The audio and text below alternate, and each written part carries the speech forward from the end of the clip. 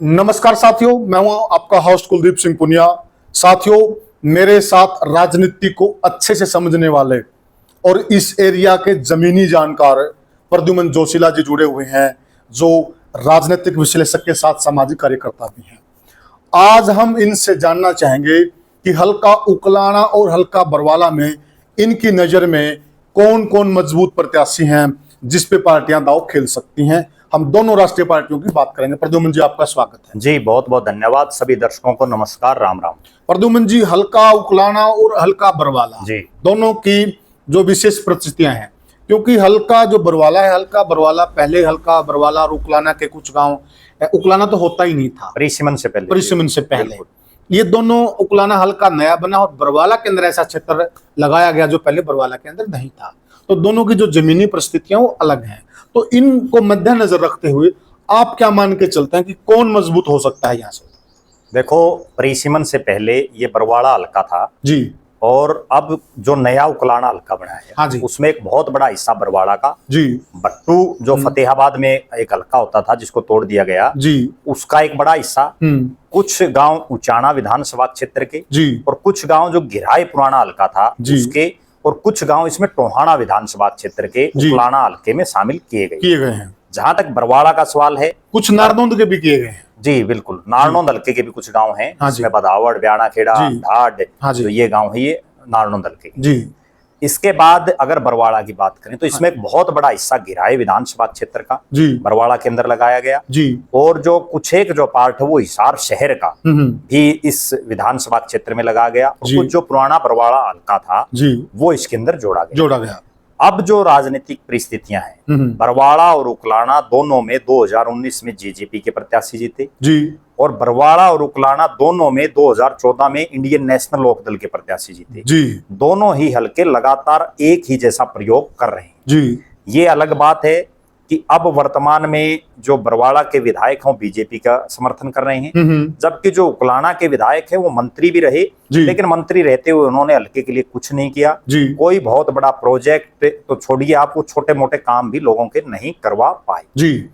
अब जो हालात है निश्चित रूप से इतना तय है कि 2024 में दोनों जगह नए व्यक्ति को मौका देने जा रही है जनता। ऐसा क्यों? उसका कारण यह है कि उकलाना के जो विधायक हैं वर्तमान में अनूप धानक, वो लगातार 2 बार विधायक रहे जी। दोनों बार वो इलाके के लिए बहुत लंबा चौड़ा कुछ नहीं कर पाए जी। केवल वो किस्मत के धनी हैं जी, जिसकी वजह से वो चुनाव जीत गए जी। 2014 में जो वो टिकट की लाइन में भी कहीं नहीं थे, बिल्कुल सही, लेकिन उनको टिकट सिर्फ इसलिए मिल गई कि जो उनके आका थे, जो उनके खासम खास थे उमेद सिंह लोहान जी, उनकी इनेलो ने बरवाड़ा से टिकट काट दी जी, और उनको बरवाड़ा के बजाय हांसी से टिकट दी जी। और उस समय उन्होंने ये कंडीशन रखी कि आप मेरे साथ साथ अनूप धानक, जो कि उनके ऑफिस में सारा दिन वहीं हाजिरी लगाते थे, उनको ही अपना सर्वेसर्वा वो मानते थे उस दौर में, तो उनको टिकट दिलाने वाले उमेद लोहान रहे। बिल्कुल सही। और हालात ऐसी बनी कि लगातार बीजेपी के पास भी कोई बहुत बड़ा मजबूत चेहरा वहां नहीं था, बिल्कुल, और इस तमाम इलाके में इनेलो का एक प्रभाव, चौधरी देवीलाल के परिवार का एक प्रभाव रहा है, बिल्कुल, जिसकी वजह से वो चुनाव जीत गए जी। 2019 में परिस्थितियां फिर बदली,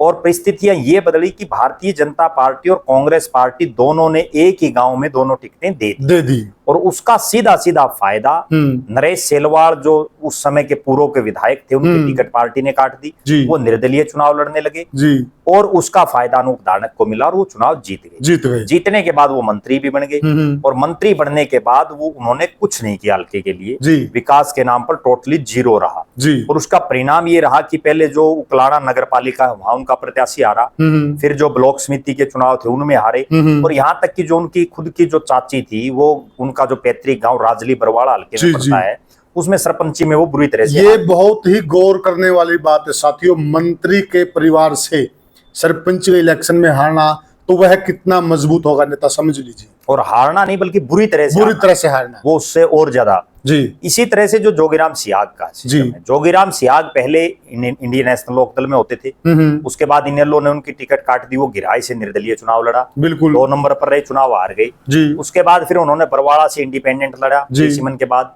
वो चुनाव हार गए। 2014 का फिर उन्होंने चुनाव नहीं लड़ा। 2019 में बीजेपी में थे, वो बीजेपी ने टिकट काट दी, वो जेजेपी की टिकट ले आई, और ऐसे हालात बने कि इलाके के लोग, जो सुरेंद्र पुनिया का 5 साल का जो उनका सिस्टम था उससे वो लोग प्रभावित नहीं थे और उन्होंने जो है जोगीराम सिहाग को चुनाव जिता दिया। जोगीराम सिहाग सरकार में चले गए, जेजेपी के विधायक होने के नाते सरकार ने उनको चेयरमैन भी बनाया लेकिन किसान आंदोलन के चलते उन्होंने वो चेयरमैन ही छोड़ दी। उसके बाद अब हालात ये है कि जोगीराम सिहाग जो है डगमगा चुका, उनका जो राजनीतिक भविष्य दिखाई दे रहा है। अच्छा, ऐसा वो बीजेपी को समर्थन उन्होंने किया है लेकिन बीजेपी में उनके मुकाबले जो नेता हैं सुरेंद्र पुनिया, वो आज उस मुकाम पर है कि वो टिकट बांटने वालों में है। एक तो होता है टिकट लेने वाला आदमी, वो टिकट बांटने वालों में आज विभिन्न प्रदेश के महामंत्री हैं। तो निश्चित रूप से जो सुरेंद्र पुनिया का कद लगातार बढ़ा और जोगीराम सिहाग की बजाय हल्के में बीजेपी के और भी कई धुरंधर मैदान। देखो, यहाँ सुरेंद्र पुनिया की तारीफ करनी होगी प्रद्युमन जी। जो बंदा इलेक्शन हार गया और जिसको निराशा हाथ लगी, तो कई बार लोग निराश होकर घर बैठ जाते हैं, लेकिन सुरेंद्र पुनिया जी घर नहीं बैठे। उन्होंने पार्टी का निष्ठावान सिपाही होने के साथ साथ है ऐसा काम किया, पार्टी को भी लगा वे चुनाव हारने के बाद भी बंदे में वही जोश है और पार्टी के लिए बड़ी निष्ठा से कार्य कर रहे हैं, तो पार्टी ने भी उनको पूरा मान सम्मान दिया।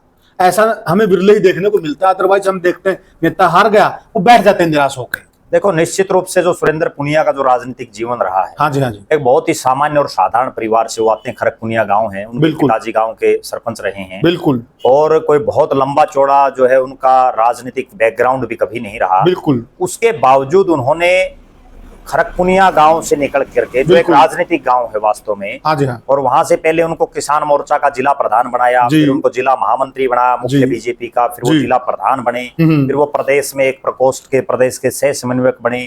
उनको बरवाड़ा से 2 बार लगातार पार्टी ने टिकट दी। या हालात ऐसी बनी कि वो चुनाव हार गए।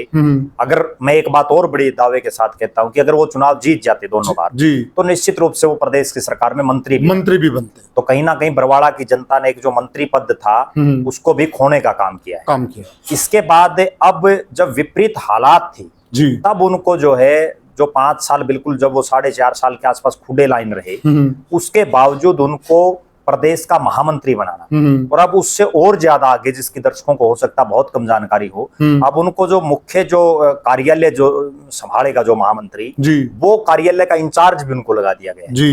तो कहीं ना कहीं लगातार जो है उनकी प्रमोशन हो रही है और निश्चित रूप से जिस तरह से वो मृदुभाषी हैं, लोगों के बीच मिलजुल करके रहते हैं, तो कहीं ना कहीं हाँ मैं एक बात जरूर कहूंगा कि सुरेंद्र पुनिया खुद बड़ी आदमी है, लेकिन उनके साथ जो लोग रहते थे उन्होंने जो है उनकी छवि को नुकसान, उनकी जो छवि थी उसको मलिया मेट करने का एक तरह से काम किया। बिल्कुल पूरी तरह से उनको डैमेज करने का काम किया। ऐसे ऐसे लोग उनके साथ लग गए, क्योंकि जब राज होता है तो ऐसे ऐसे लोग आ जाते हैं आपके साथ जिनका आपको मालूम भी नहीं होता, पहचान भी नहीं पाते हम। और उन लोगों ने जो है उसका यूज किया, यूज एंड थ्रो किया, वो उनको एक नुकसान हुआ। अब जो बात की बीजेपी की टिकट की, तो निश्चित रूप से मेरा ऐसा मानना है कि इस बार भारतीय जनता पार्टी भी किसी नए चेहरे पर बरवाड़ा में दांव खेलेगी।